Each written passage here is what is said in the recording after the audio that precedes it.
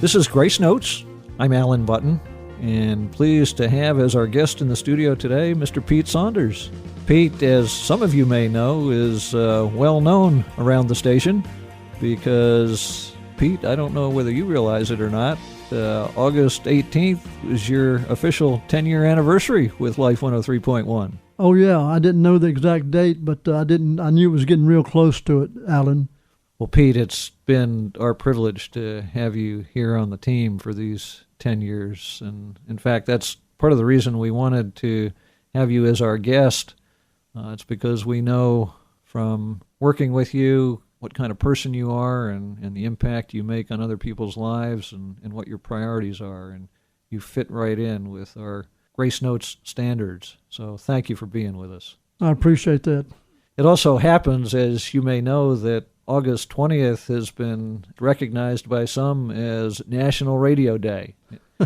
It has sort of a public service, community, local underpinning, and of course we make it our priority to serve our communities. So we're also taking the opportunity to celebrate National Radio Day on the 20th. Pete, why don't you start off, if you would, by telling us where you're from, where you grew up. Well, I grew up in Sanford, North Carolina, lived down in Broadway, matter of fact, and lived on a farm. My father was a sharecropper, and of course that wasn't a real good thing all the time because we had 4 kids, and sometimes you would swap out labor where the guy's only got 1 kid, and so that's a problem, when you sharecrop. But anyhow, I went back to the days when I plowed the old mule some even, when I was like 8, 9, 10 years old. We grew tobacco and cotton, corn, some things like that. We were talking before we came into the studio about lessons from your farm time. Tell us about those lessons. The main thing my dad taught me was that when you're plowing that mule, some people would cut corners or cut it short, but he says plow it all the way to the end of the row, because some people, as I say, would just stop short and the row would get shorter each year. Well, that's got some application for life more generally, doesn't it? That's right. You want to get through quicker so you can do something else, So you cut short. People take shortcuts today sometimes. You were telling me about some lesson that you learned about a stump in the field that got in the way. Yes. In our Sunday school class at church, a guy was telling us how to grow a better Sunday school class and how to get more people there. And this one guy asked a question, says, well, listen, says, we've been having trouble, says, we've got this one old guy in our church here, and says, he doesn't really agree with anything hardly. He's one of those guys that's against everything, Just a naysayer. Right. And so this guy that was teaching us how to build a Sunday school, he said, well, listen, he said, my grandfather gave me a deal on that, says, what you do is, my granddad had a field where he had a big stump about 6 foot in diameter. He couldn't get that stump out of that field. He tried it with dynamite. He tried it with mules and tractors. Never could get it out. So he says, finally, my granddad decided just to plow around it. So that's what you do with that guy in the church. That's, again, everything. You plow around him, okay? Make him feel good about himself, but just go around him. Right. Don't let him... That's right. Impede progress. Make him feel important, but just plow around him, because that stump ain't going to move. Tell us how you got into radio. In 1958, I was in Broadway schools, and I think it was the 9th or 10th grade. But the local radio station was owned by the Horner family, and they owned the newspaper, and so they gave time to each school, an hour. Each school would come like a different day during the week at 4 o'clock. And they'd have a couple of people to come, teenagers like myself, and be DJs on the air and have an hour program. And we would play songs for our girlfriends back there. We'd have them to call in, special songs or requests. And so that's my first taste in radio, and I really fell in love with it then. So we did that quite a couple of years. We'll tell you what, we'll come back and pick up on your radio experience here in a couple of minutes. But speaking of girlfriends and DJing, tell us about this first song that you've selected. Well, the first song is Jim Gold, I believe that's correct. So Nice to Be With You. So Nice to Be With You. And, of course, when I met Dottie is who? My wife. Your wife. Yeah. Okay. And of course, we were involved then with the POWMIA Celebrity Golf Contest and all. We were involved with that, raising money. And so this guy came and sang that song, and of course, Dottie and I both liked it, and the lyrics were just fantastic. And that's where it come from. And so a lot of people's never even heard of the song, but it's a great song. And this has some connection too, at least in terms of your relationship with Dottie during your time in Oak Ridge, Tennessee. Oh, right? Yes. When we got married in 1978, I was watching TV on a Sunday afternoon, and Dottie was unpacking some things. We just moved on out there to Oak Ridge, and she hollered and says, "Pete, you won't believe this." She came in the bedroom, and she showed me her diary. And From high school? Yeah, from high school. And she had met me back when she was 16 years old at her first cousin's house. And so I remember it then, too, because she was a great-looking lady then even. So then when Dottie saw her diary and says, "I cannot believe that," said, "You must have made an impression on me then." So anyhow, she wrote it in the diary. She says, "Didn't do much today. It's Sunday, such and such date." It says, "My cousin and I went over to see Floyd." It says, "Met Pete S." Pete S. Yes. Pete Saunders. She was 16 years old, and I was like 19, I guess, at that time, almost 20. You got married in 1978, and right. Now been 41 years. 41 years later, you're still singing "So Nice to Be With You." You better believe it. Okay, well, let's hear it. "So Nice to Be With You" by Jim Gold. For you, Dottie. Oh, it's so nice to be with you. I love all the things you say and do.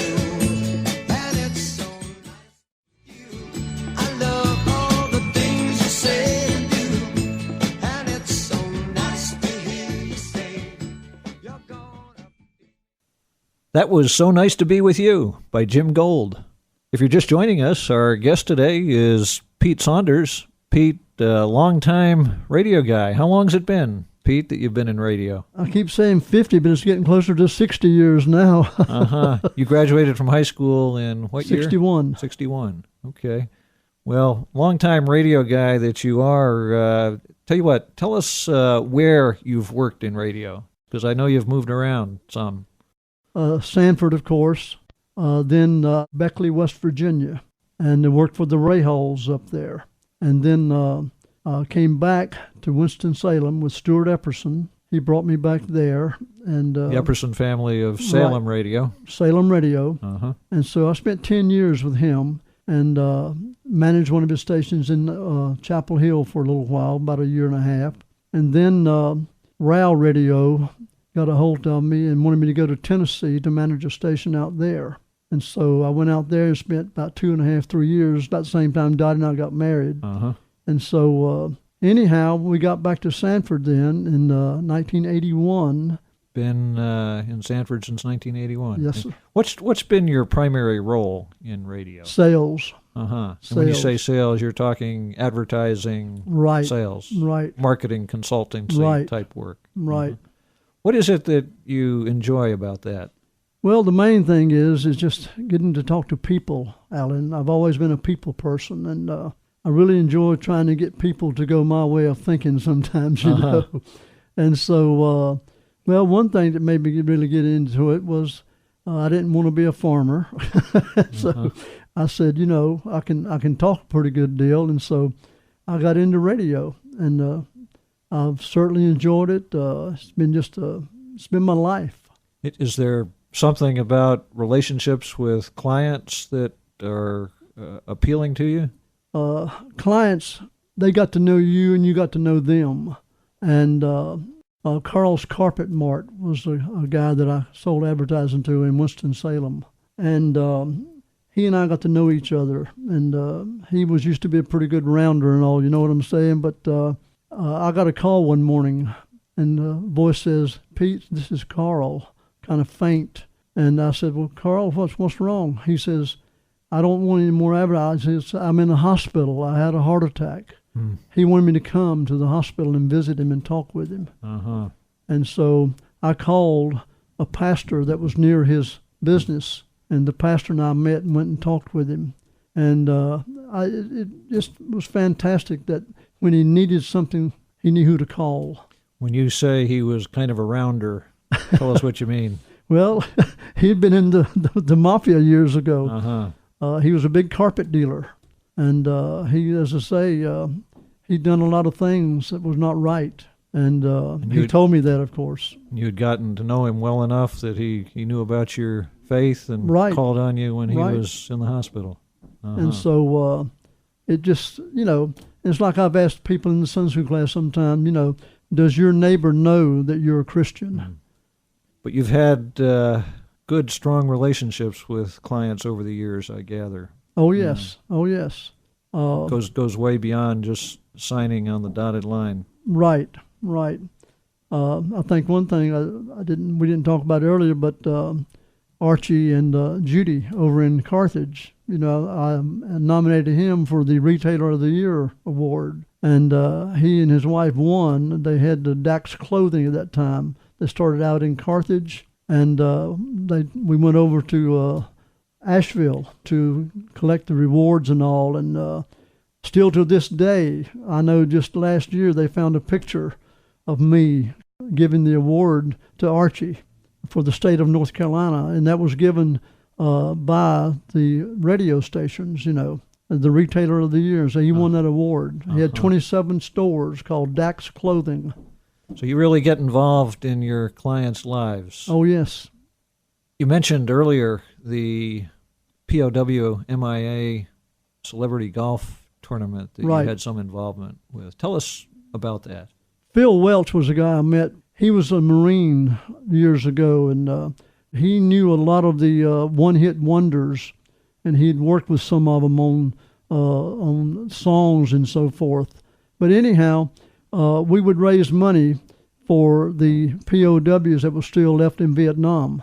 And so we did a lot of good for raising money for the POWs and MIAs. And we had like 21 of those one-hit wonders that would come and provide a show on Saturday night. We'd play golf Saturday morning and Sunday morning.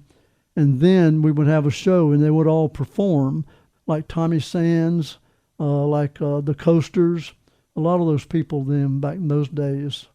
What was your role? I was the MC for it, and I helped him put it together and everything. And sold sponsorships? yes, we sold some sponsorships on it. And was it that tournament that connected you with Ray Peterson? Yes, it sure was. Tell us about that. We got to know Ray, and he was the guy that did the song Tell Laura I Love Her. Anyhow, he and his wife, we got to know real well, and he had polio when he was a child. Wasn't supposed to, be able to do anything, really. But he made a real good success in songwriting and also in producing and everything. But he came through Sanford and called me, and so they stayed with us. He even came into my Bible study on a Monday night. At your home? At our home, Dottie and I. And so he was one of the few people in the country that had perfect pitch. He could go from the lowest octave on the scale up to the highest, and he would sing for us. I mean, the guy had a great voice. And so, and the song, Tell Laura I Love Her, was about a race car driver. And, of course, my wife, Dottie, loved racing, too, back in those days. But anyhow, we just had a great friendship over the years. He died just a few years back. Well, I guess you've told us why you've selected that song. Let's hear it. Tell Laura I Love Her by Ray Peterson. Laura and Tommy were lovers.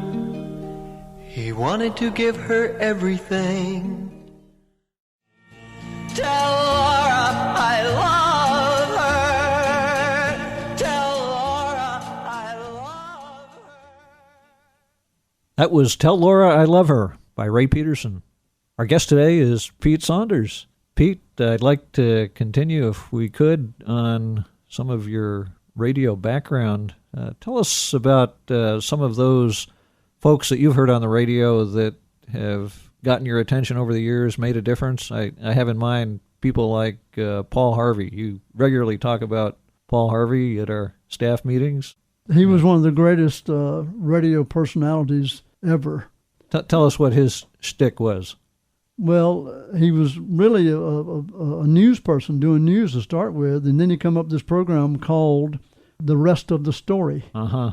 And that became number one on NBC radio and television all across the country and stayed number one for years. And it's just a fantastic story. He talked about history, he talked about people, and he would build right up to who it was he was talking about. Most people wouldn't know because of what they were doing, what he said this guy was doing, like George Washington Carver. Uh-huh. This guy made so much money and did so much with peanuts. And then at the end, he'd come up and say, I'll be right back with the rest of the story. Then he'd come back, of course, and tell who he was talking about. And so that was one of the things that really was intriguing to me, that this guy he had to do a lot of studying to come up with stuff like that. His thing was getting context, providing Right. background, and setting people straight on all the facts. Right. And he did it. Who else did you listen to early on in your radio listening days? Well, some of the guys, like I told you before, was Dick Biondi, WLS in Chicago. And you used to listen to him here in North yeah, Carolina. Right. And the simple reason was because, back in those days, Alan, that the radio stations could up their power at sundown and cover the whole eastern United States. Uh-huh. Like WCKY, Cincinnati 1, Ohio. That station there, Wayne Rainey was the guy I used to listen to all the time, playing from the Grand Ole Opry. What kind of radio did you have at home? Oh, a battery pack. Uh-huh. You had to hold your hand behind it to sort of get to get it to play right. And that's because there was no electricity in the house? Right. First radio programs I listened to was, I remember the Lone Ranger. Lone Ranger and Tonto. Right. Lone Ranger and Tonto. And, of course, Inter Sanctum was a program that was on there every week. Come on every Friday night at such and such time, and people would gather around their radios and listen to it. That was the good old days. You've also mentioned plenty of times here around the station Dale Carnegie. Tell us who he was and his impact on you. Dale Carnegie was probably one of the best motivational speakers ever, to my opinion. He's written many books. How to Win Friends and Influence People is one of them, and then he has 2 or 3 different classes that he gives. And I took all of them and graduated as an assistant, a graduate assistant, and helped teach the class then for about 15 or 20 years when I was with Stuart Epperson, because Stu was a teacher in the Dale Carnegie class. And, of course, what got me involved with it was when I came to work for Stu, he says, Pete, by the way, you will be taking the Dale Carnegie class. I said, but I'm a good salesman. I don't need that stuff. But I took the classes, and so Dale Carnegie taught me a lot, man, on human relations and how to get along with people. Can you give us an example? He had a dog named Rex that he would take him walking in Central Park in New York, and he'd have him on the leash because you couldn't have him off in the Central Park. And he said this one patrol on the horseback talked to him 3 or 4 times and says, Mr. Carnegie, you cannot let that dog loose in Central Park because there's a law against it. And he says, but Rex loved to chase the squirrels. He loved to run and exercise, And he says, so he promised me he wouldn't do it again. So about a few weeks went by, and Mr. Carnegie said he was in the park again, and Rex was just dying to get off that leash. And so he said all of a sudden he let him go, and out from some bushes came that same policeman on that same horse. And so Mr. Carnegie says, I ran over to him and says, sir, you would be all right if you would just put the handcuffs on me and take me on to jail right now because I've lied to you, I did wrong, and I am so sorry. And in the sales game, that's called taking the wind out of the other person's sails. Uh-huh. Okay? And so the horseback policeman says, Mr. Carnegie said, I'm not going to take you to jail. So just, be careful. Don't let him get loose, and, try to keep it down. Uh-huh. And so that reminded me that, he was apologizing and before the guy had a chance to jump on him, in other words. That says something about human relationships, doesn't That's it? Right. And the power of admitting mistakes. That's right. And today, many people will not admit mistakes. They spend a whole lot more time trying to come up with a lie than they do if they went ahead and told the truth to start with. Pete, I know that you've dealt some with health issues yourself personally. Would you mind saying something about how that has impacted your relationships with others? Well, I had a heart problem when I was 16 years old. They sort of said that I had a thing called paroxysmal tachycardia, which was a problem with the aortic valve. And so what happened there, doctors told me that when I would be 50 years old, they'd have to replace that valve. And so it happened in 2002. They went in and replaced the aortic valve and didn't know where it was. It bled for like 48 hours, and they didn't know whether I was going to make it or not. But anyhow, they had to go back in the next day and open me back up. And my wife, and there was about 40 or 50 people there in the waiting rooms praying. And so they never did find out why I bled so much, but they put me back together and stapled me back and, no more bleeding. And so now, of course, I'm on Coumadin, and so I can't have any more operations because Coumadin makes your blood so thin, But anyhow, I'm still chugging along, and as I say before, it's been 10 years, and I didn't think I'd last a year or two here, but I appreciate you letting me work here, and hey, it's just been so great and wonderful. Is there anything you might want to say to others about dealing with health issues as you get older? Yes, take care of your body to start with, because I'll never forget when I married Dottie, I was wearing those real fancy tassel-toed loafers. Uh-huh. I wanted to look good, So I just wore my feet out and, wore myself out, my knees. I played basketball until I was 55 years old. And so just wore the body out, but don't do it. Don't run a lot.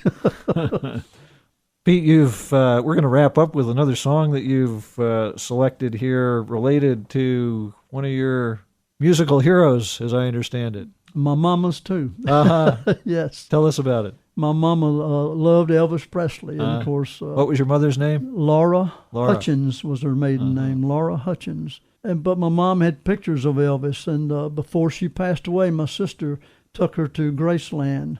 But anyhow, my mother loved him, and so in 1977, when Elvis died that evening, there was a guy named Ronnie Mcdowell that had been writing on a song called "The King Is Gone," because he didn't expect him to be living a long time anyhow, I don't guess, because of the lifestyle and all, I'm not sure. But anyhow, Ronnie McDowell went into the studios that night and finished the song, and the next day they produced it and all and got it ready, and that weekend it was on radio stations called "The King Is Gone." Ronnie McDowell finished the song the night that Elvis died. Right. He went in the studios the next morning and had it in the radio station's hands by that weekend. But anyhow, I had a friend in Chapel Hill that ran the Durham Ford store, Jack Smith, and he knew Ronnie McDowell's agent. And so he called, and he worked it out to have Ronnie McDowell to come to Winston-Salem that Saturday night. Elvis had died that week. He came to Winston-Salem. We rented a baseball field to have him in and brought him in a big Cadillac convertible, and just had a great time with Ronnie McDowell. And he looked like Elvis. He sounds like him. But the song is, of course, "The King Is Gone." And it's been one of the greatest songs I've ever heard in my life. Well, and my mother loved it too. Sounds like a good one to wind up with. Let me say before we do that, Pete, it's been a real treat to have you as our guest today. And we appreciate all that you do and contribute here at the station. Thank you for being with us. Well, you're so kind, and I appreciate that. Let's hear the song, "The King Is Gone" by Ronnie McDowell. I was barely 6 years old when I first heard him sing. Scotty,